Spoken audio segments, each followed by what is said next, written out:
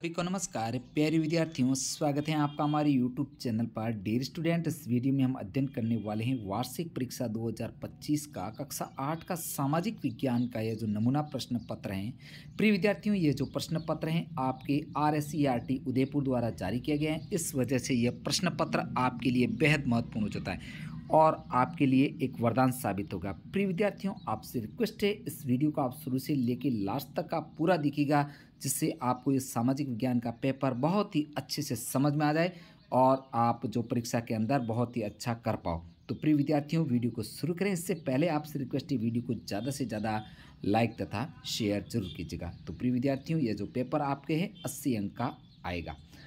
अब शुरू करते हैं, वस्तुनिष्ठ प्रश्नों को देखते हैं। सबसे पहले यहाँ पर प्रश्न संख्या 1, औपनिवेशिक शाही भारतीय नौसेना ने बगावत की।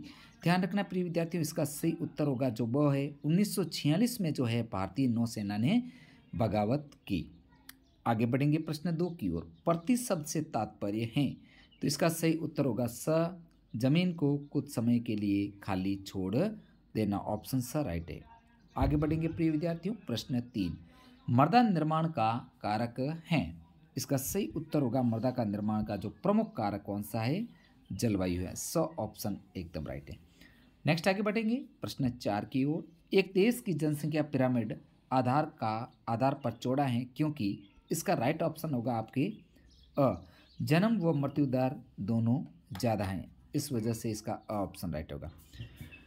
नेक्स्ट 5 नंबर प्रश्न को देखते हैं। आदिवासी समुदाय आजीविका के लिए निर्भर थे। इसका सही उत्तर होगा व ब दोनों, यानी जंगल पर भी निर्भर थे और शिकार पर भी निर्भर थे।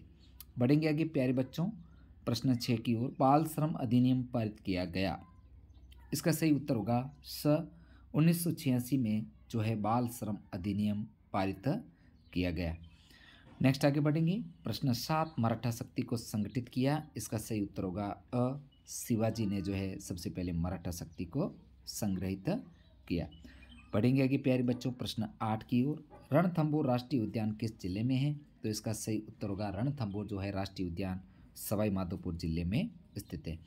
इस प्रकार प्यारे बच्चों, आपको ये जो 8 प्रश्न हैं, एक एक नंबर के वस्तुनिष्ठ प्रश्न हैं, इन सभी प्रश्नों को आपको अच्छे से तैयार करना है। अब आगे जो है आपका अगला प्रश्न आएगा रिक्त स्थानों से संबंधित है। तो यहाँ पर कोष्टक में दिए गए शब्दों को आपको रिक्त स्थान में भरना है। प्यारे बच्चों, ये 2 अंक का प्रश्न आएगा।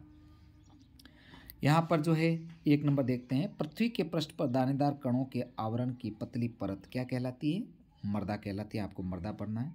1000 व्यक्तियों पर जीवित जन्म की संख्या क्या कहलाती है, जन्म दर कहलाती है। संविधान के अनुच्छेद 17 के अनुसार छुआछूत का उन्मूलन किया। यहाँ अनुच्छेद 17 आएगा और यहाँ पर जो है द में आएगा जनसंख्या परिवर्तन। इस प्रकार प्यारे बच्चों आपको इसको पूर्ण करना है। बढ़ेंगे आगे प्रश्न 10 की ओर।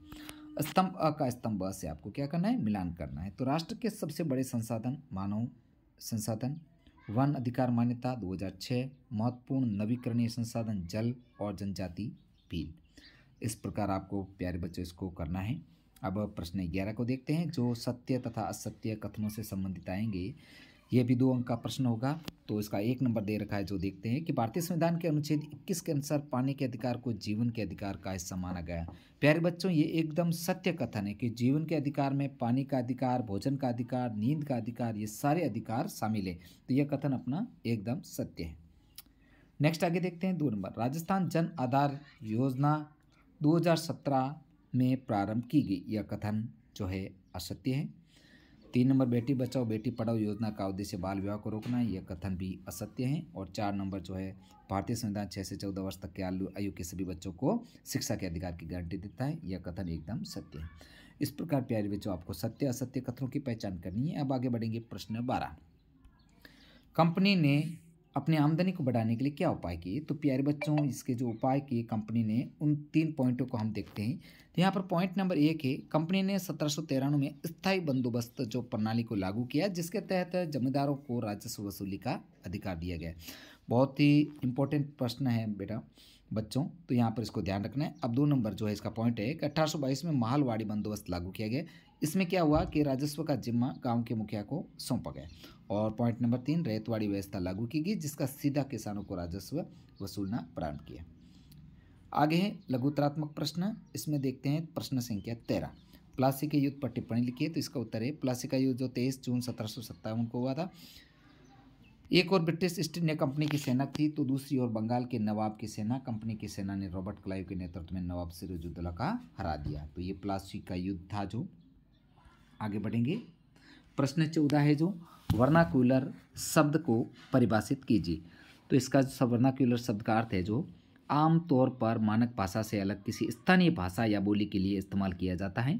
भारत जैसे देश में अंग्रेज रोजमर्रा की स्थानीय भाषा है, तो वर्नाक्यूलर शब्द का प्रयोग करते थे। प्यारे बच्चों, पुनः आपसे रिक्वेस्ट है, वीडियो को लाइक जरूर कीजिएगा और शेयर जरूर कीजिएगा। बढ़ेंगे प्यारे बच्चों, अब ख इसका है जो भारत के प्रसिद्ध 4 समाज सुधारकों के नाम लिखिए जिन्होंने महिलाओं की स्थिति में सुधार के प्रयास किए। तो आपको राजा राम मोहन राय, दयानंद सरस्वती, ज्योतिबा फूले, पंडिता रमाबाई, ये चारों नाम लिख सकते हैं आप।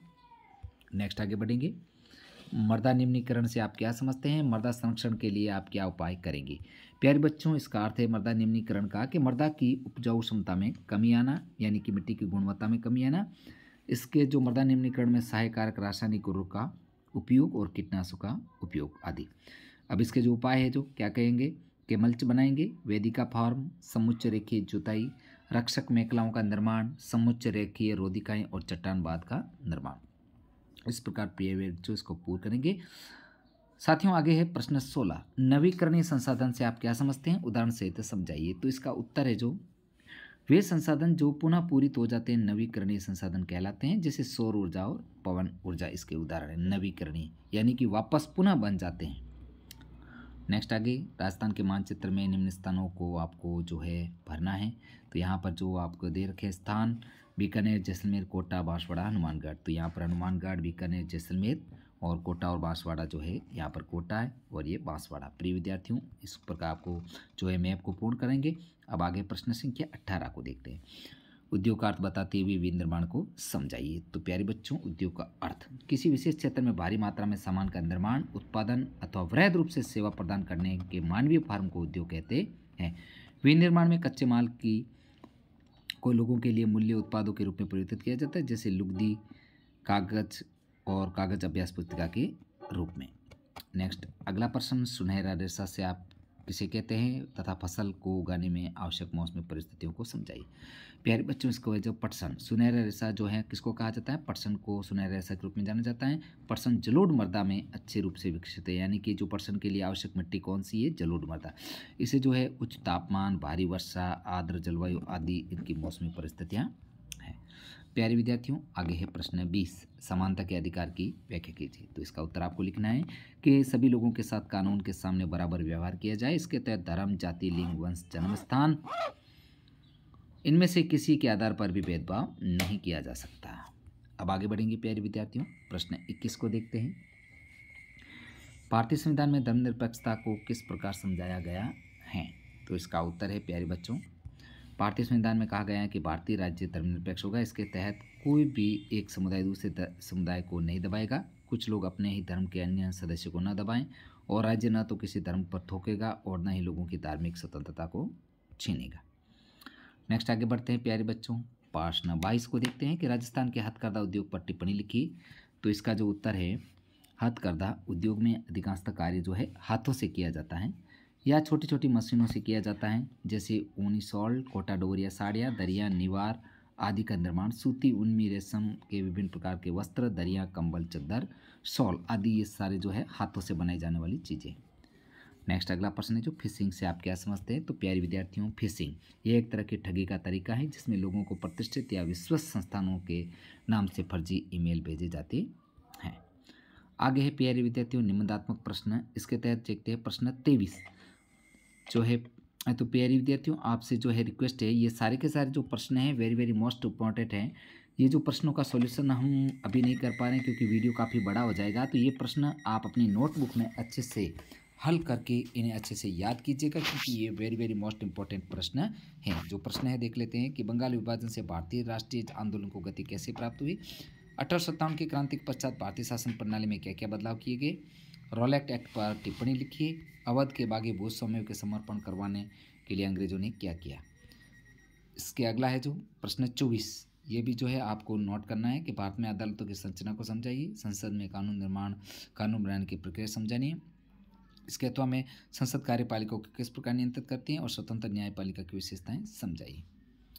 नेक्स्ट आगे 25 नंबर, राजस्थान में 1857 की क्रांति की असफलता के कारणों को वर्णन कीजिए और टिप्पणी लिखना है राजस्थान की चित्रकला शैली और नगरीय शासन।